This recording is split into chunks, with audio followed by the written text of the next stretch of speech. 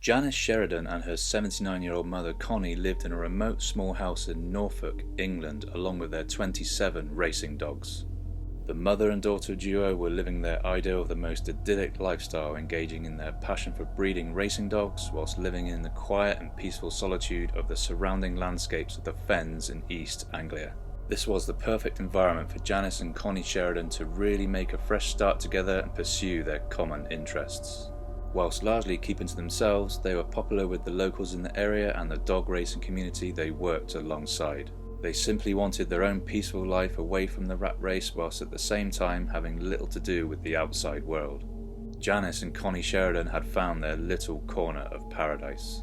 However, on a cold, bleak night in January 1999, Janice and Connie were brutally slaughtered in their own home with seemingly zero motive for the attack. The local community, friends, family and their dog breeding colleagues were devastated to their very core, and everyone who knew the mother and daughter were left hopelessly searching for answers. Why were they singled out as victims in this depraved and brutal double murder?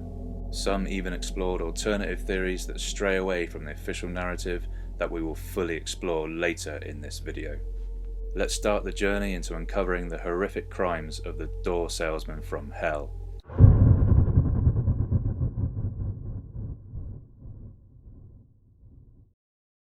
Hello and welcome, my name is Ben and you have reached the Curio Lounge today. Just an FYI before we get right into this case, I post regular true crime and real mysteries videos here, so if that sounds like it might be right up your street, please consider subscribing and hitting the notification bell so you don't miss my future videos. Also, be sure to leave a like rating and a comment so I know that you've stopped by. With all of that out of the way, let's get right into the case of Kevin Cotterell.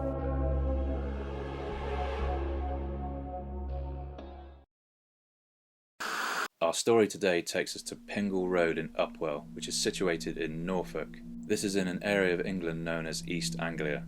For context, the exact location is around 100 miles northeast of central London. This area of Norfolk, also known as the Fens, is often referred to as being bleak and extremely isolating, especially in the winter months. The landscape is very flat, which includes farmland, marshes and a series of man-made drainage ditches, making it a foreboding and inhospitable place for some. The Fens is very flat and featureless. While some would find the area very bleak, others would find that this bleakness has a beauty all of its own. Its stark persona is often known to attract visitors due to some morbid curiosity. However, it's noted by local residents that not many stick around for long. For most, the intense bleakness is just all too much to handle. You either love it or you hate it. People who live in the Fens are very close-knit, they are very vigilant and do take notice of anything that might be out of the ordinary. The local residents largely live by a set routine, and anything that is deemed out of place sticks out and will always be noticed. The remote house Janice and Connie Sheridan lived in is situated on Pingle Road, which is a dead-end road leading to what appears to be farm or marshland. Curiously, the point where the public part of the road ends is blocked by two vehicles as photographed by Google Maps.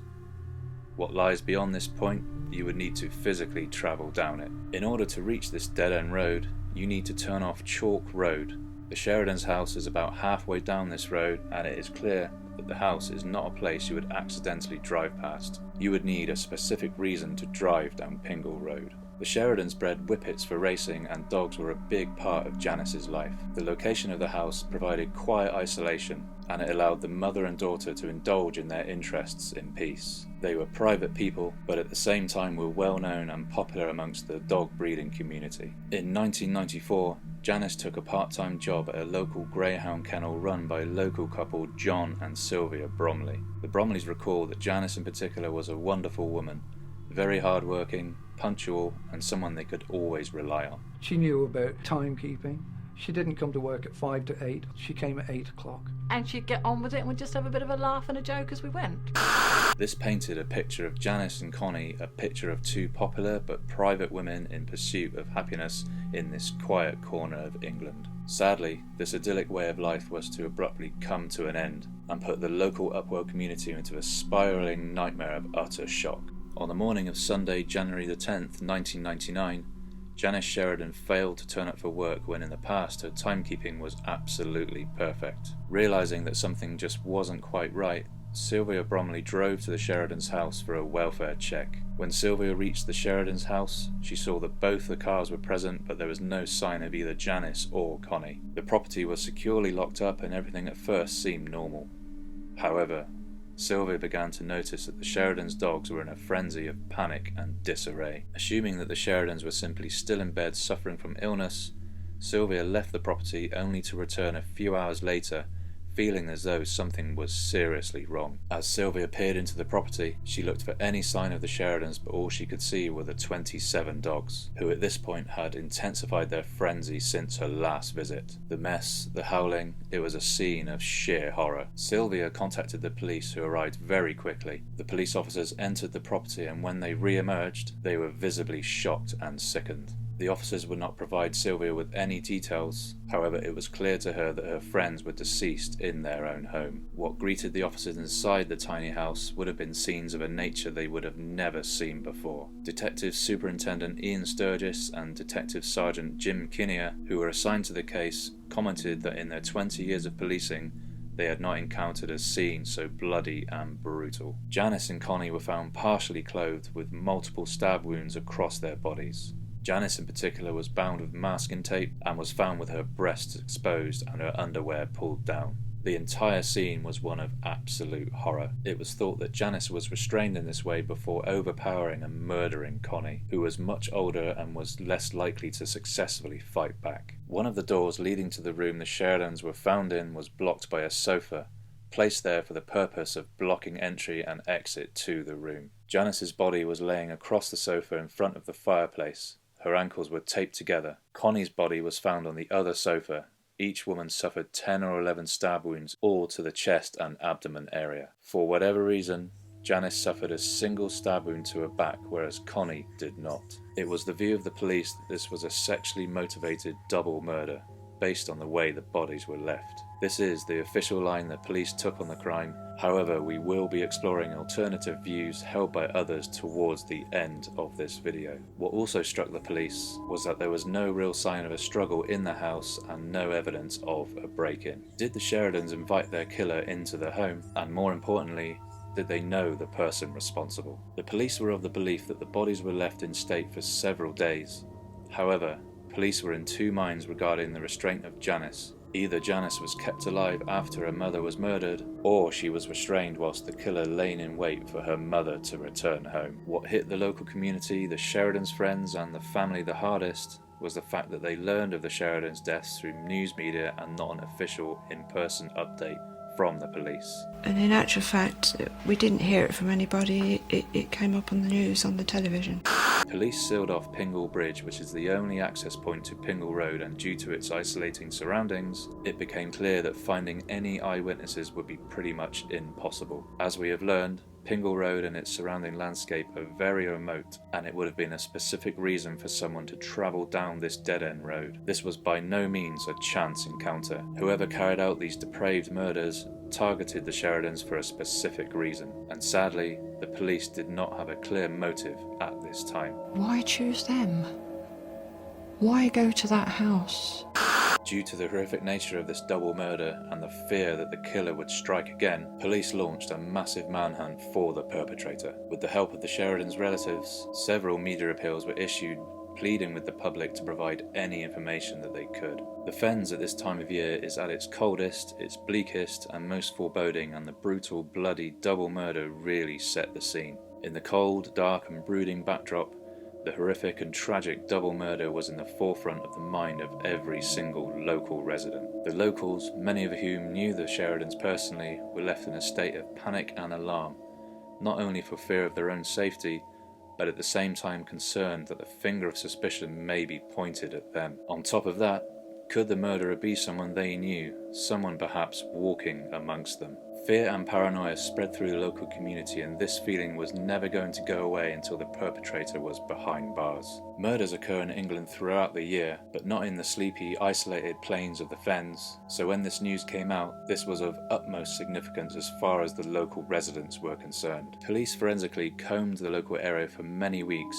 but to no avail. Not even the murder weapon was found, and has never been found to this day. Police believed that the forensic answers laid within the crime scene itself, itself, the very room the Sheridans were discovered. Crime scene investigators were expecting a vast array of DNA evidence to be present on the bodies of Janice and Connie Sheridan. After all, the police were convinced the motive for the murders was purely of a sexual nature. A very tiny amount of unidentified bodily fluid was detected on the breasts of Janice Sheridan. However, the sample was so small that a full DNA profile could not be lifted. The hopes of the police were further lifted in the form of a thumbprint discovered on the fireplace very close to the dead bodies. It did not belong to the Sheridans or anyone in the local area, so the police were convinced it belonged to the murderer. However, the owner of the print could not be identified because they were not already on the police database. Frustrations grew within the investigation team, and it seemed that the killer was never going to be tracked down. What was baffling the police the most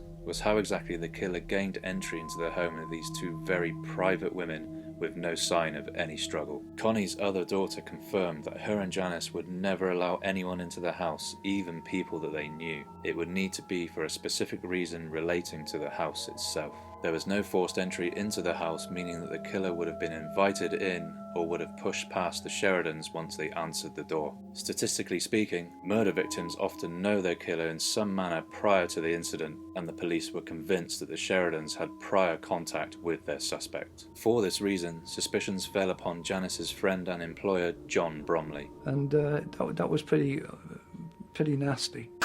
Although John Bromley and his wife could understand why there would be an air of suspicion over them, they found the whole experience completely terrifying. So obviously there was an aura of suspicion over us, and I can understand why people felt like that. Weeks into the investigation, police continued to interview anyone who even remotely knew Janice and Connie Sheridan, as they were still convinced that the killer was a local man. Concerns amongst the locals that the killer would soon strike again grew and grew. The police took the measure of taking fingerprint samples of residents of Upwell and the surrounding area. Anyone over the age of 12, male or female, were invited to provide samples, and the police reported 100% turnout. This line of investigation provided no matches to the thumbprint found at the crime scene. In an act of desperation at this point, police offered up a reward of £25,000 for information that would lead to the conviction of the killer. Adjusted for inflation, this would equate to around £55,000 today, or around $71,000. There are two parts to this move, one being that this payout would save costs for the police. After all, there are over 70 officers assigned to the case. The other is that they were convinced that the killer was a local, and someone in the immediate vicinity must know who they might be. Knowing that the Sheridans were active in the dog breeding fraternity, the police expanded their search to Crufts, Britain's biggest dog show. The Sheridans had attended and shown their own dogs at the prestigious canine event, and would have been well known on the circuit. Would the killer be in attendance at the show? In a bid to find out, the police attended the event in the hope that they would encounter their suspect. Friends and family recalled that this particular event was tinged with sadness due to the absence of the Sheridans. One of the Sheridans' friends even paraded Janice's favourite whippet, Dylan, at the show as a mark of respect for the Sheridans. This was a poignant but appropriate moment at the Crufts event, and those who knew the Sheridans showed their due respects. It was a picture of pride and sorrow. Pride because Dylan got to take part in the show, sorrow because Janice had worked so hard to breed and train Dylan, she never got to be the one that presented him at the prestigious dog show. Her friends and family felt strongly that Janice should have been there.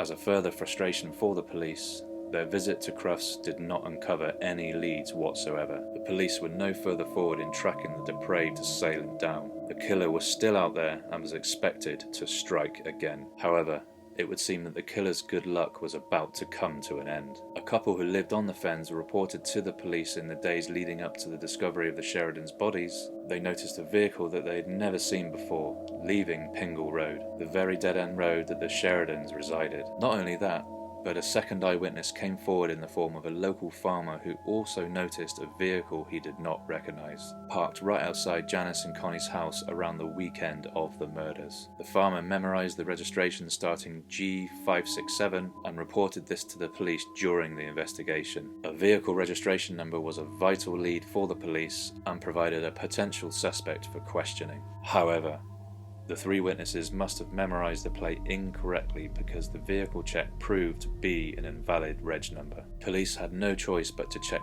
thousands of registrations based on the partial number reported by the farmer. These time-consuming checks provided no further leads as none of the reg numbers checked matched the type and colour of the car spotted near the Sheridans' house. Although the police had gathered a wealth of crucial information, none of it led directly to the identity of the killer.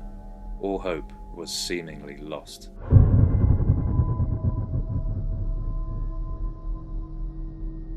But around 3 months later, investigating Detective Inspector Chapman changed the entire course of the case due to one chance encounter on a highway not far from the Fens. Chapman spotted for a mere second, passing him on the other side of the road in the darkness, a car registration plate that looked eerily familiar. The registration was similar to the one spotted outside the Sheridans' house. Detective Inspector Chapman memorised this plate and ran the necessary checks back at police headquarters. Police finally had a significant person of interest they could approach with regards to the horrific double murder. The checks revealed the name Kevin Cotterell, a 33-year-old salesman from Pentney in Norfolk. Police immediately dispatched to Kevin Cotterell's place of residence and arrested him on the suspicion of murdering Janice and Connie Sheridan. Detective Sergeant Jim Kinnear, present at the arrest, recalls that Cotterell's reaction was that of complete blankness. Cotterell, showing absolutely no reaction to being arrested for murdering 2 women, understandably stunned the police. Cotterell apparently showed no reaction whatsoever, no remorse, no signs of shock. His only request before going to the police station was to change out of his slippers.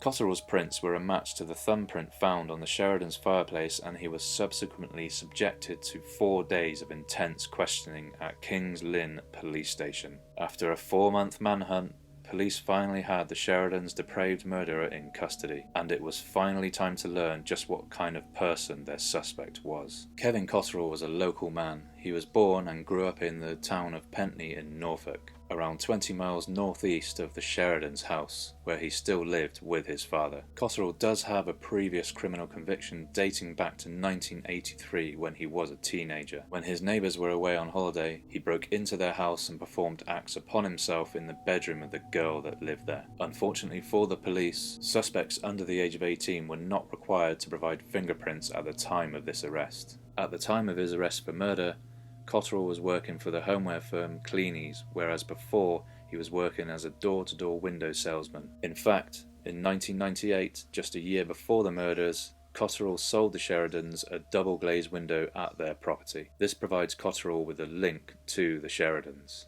Police moved in on Cotterell's home to carry out a full forensic search. Recovered from his property was a Cleanies bag that appeared to have blood on it, along with a penknife and some work boots.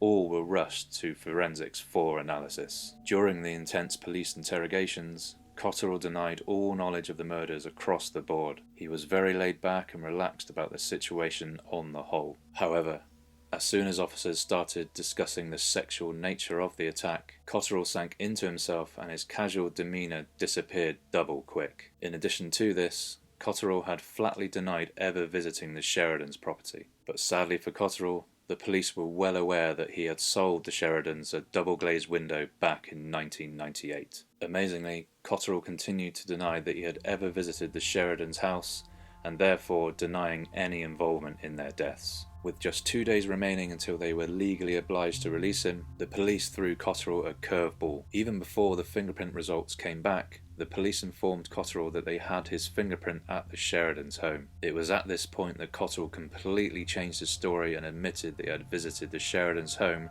as a window salesman, and that he had been in the room where the thumbprint was found. The police were then satisfied that Cotterell knew he had visited the property, and he also knew full well exactly what he did to Janice and Connie Sheridan. So on the 27th of April 1999, Kevin Cotterell was then formally charged for the double murder of the Sheridans, and as it happens, the DNA results shortly came back. As predicted by the investigators, all the evidence pointed at the now charged Kevin Cotterell. The fluid found on Janice's breast matched Cotterell's DNA profile, and the blood found on the bag in Cotterell's possession belonged to Janice and Connie. Regardless of all the evidence presented, Cotterell still denied he was guilty of this double murder. This meant that the case would need to go to trial, and the Sheridans' friends, family and the world was going to learn exactly why Cotterell carried out this brutal and depraved crime. Cotterell maintained his innocence all the way up to the trial date, and as court proceedings began, no one could have predicted what Cotterell had in store for all the attendees. In a U-turn,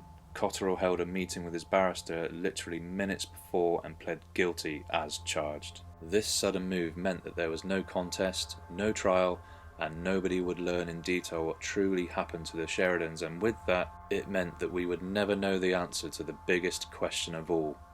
Why? He then pleaded guilty. And it was just as he said guilty, it's just as though guilty to a parking fee. And he offered no explanation whatsoever. The police, friends and family wanted answers, and they were left with something they couldn't comprehend and will never receive any kind of closure. If anyone deserved an explanation, the Sheridans' friends and family certainly do, based on the nightmare they have already been subjected to. However, some of those that knew Janice and Connie Sheridan would say that whatever Cotterell may say about the murders probably isn't worth believing at all. All that was left for the family to do was to visit the Sheridans' tiny little house on Pingle Road and say their final goodbyes.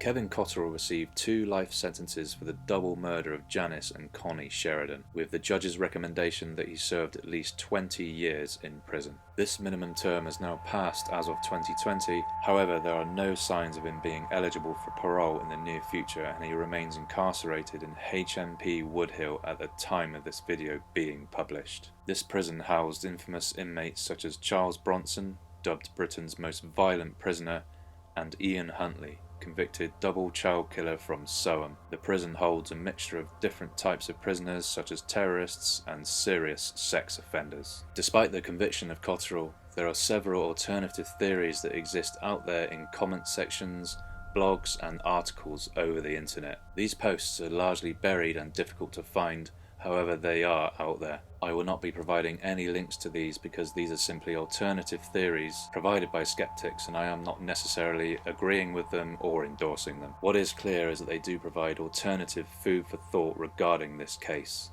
One alternative version of events is related to the fact that the Sheridans were burgled 2 years prior to their deaths, even though it was clear that they did not have any high-value possessions or large amounts of cash in their house. Possibly in relation to this, allegedly daughter Janice Sheridan was involved in a lengthy dispute with some travellers who she was trying to prevent moving into the area. The travelling community in the United Kingdom can also be known to breed dogs like the Sheridans did, and one theory that was barely investigated by the police was the possibility that their deaths were linked to the racing dog breeding fraternity. The cleanies bag with forensic evidence on it found at Cotterell's house is linked to his current job at the time of his arrest, and not the job he had when he sold the window to the Sheridans just a year prior. At the time of the murders, Cotterell would have had no legitimate reason to return to the Sheridans' home, to a place that he had carried out a happy and mutual transaction previously. Why Cotterell returned to the Sheridans' house a year later, no longer as a door-to-door salesman, bears little explanation, unless he truly is an absolute psychopath. News articles and documentaries on the case seem to gloss over the fact that Cotterell was no longer a window salesman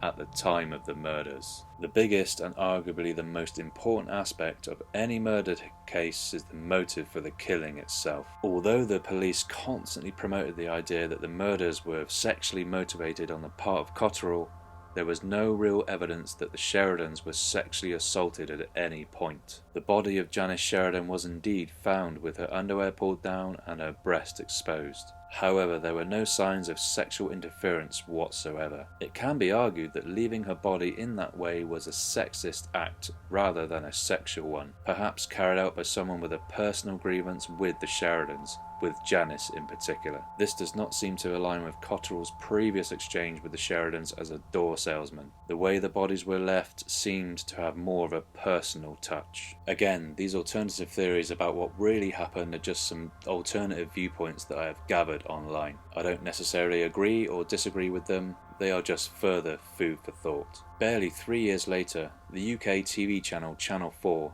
aired a documentary series entitled Murder Houses UK, and the Sheridan's house was actually featured in one episode. The premise of the show is whereby the new owners of a house that was once a murder scene takes the viewer on a tour around the property whilst discussing details of the horrific crimes that took place within its walls.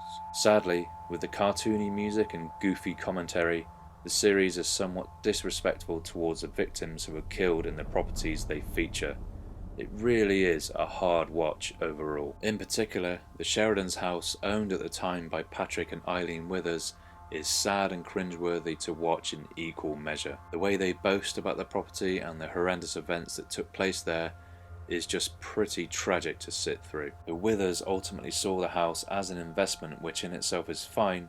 However, the sheer lack of sensitivity of these new owners is pretty jarring. They laugh and joke throughout the tour when discussing the terrible demise of the Sheridans. Coincidence, really. Yeah. I don't know what else you could call It must be tens of thousands to one. He probably did wash his hands in that sink. I don't know, but... Wash his hands Never in it? thought of it till you told me. And the TV show Murder, She Wrote is even on the TV in the kitchen in one clip. It's odd, it's weird, and this couple just seem to come across as a little creepy themselves.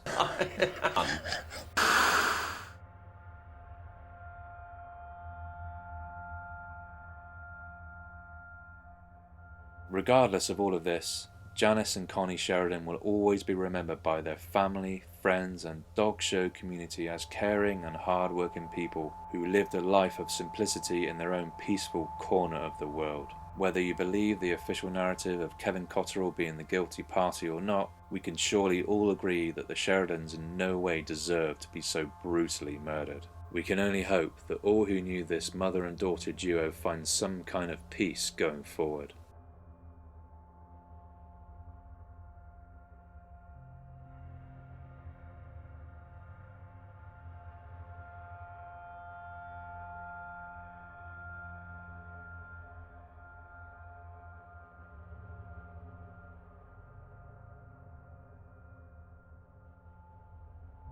Well, here we are, we made it till the end. Thanks again for joining me in the Curio Lounge today. I'm aware this was a heavy going case and I really do appreciate you sticking with it. Remember, I post true crime and real mysteries videos here on a regular basis, so if that sounds like it might be your thing, maybe think about subscribing. Also, don't forget to leave a comment and a like rating so I know that you stopped by. Anyway, that's about it. I'm off now because there's some more shocking true crime cases that need to be covered, so I'll see you.